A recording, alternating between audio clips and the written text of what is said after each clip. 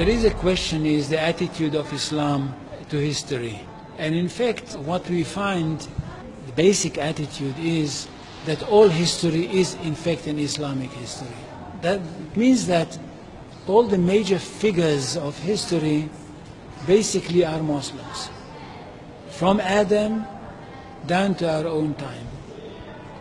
So if the Jews or the Christians are demanding something and basing it on the fact that there was a king called Solomon or a king called David or a prophet called Moses or Jesus, then of course what they are doing, they are saying something which is not true, or in fact they don't know that all these figures were basically Muslim figures. They were, in fact, since the creation of the world, there is only one religion, and this is the religion of Islam.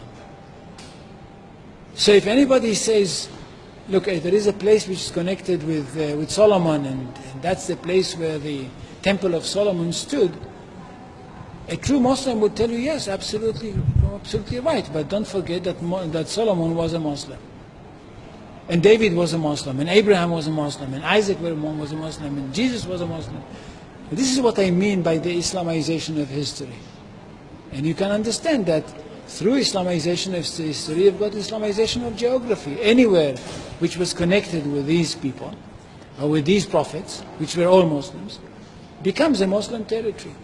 And therefore, when Islam was not in that area before Muhammad came to it, but it should have been there. In that area, I mean in the Middle East or other parts outside the Middle East, which are now Muslim parts. Any place like this had to be freed, not to be conquered, had to be liberated.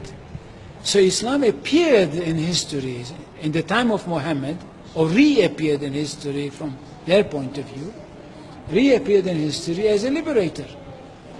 And therefore there is no Islamic occupation. If somebody occupied anything, it would be always somebody else, not the Muslims. So there is no Islamic occupation, there is only Islamic liberation. So there is no Islamic occupation, there is only Islamic liberation.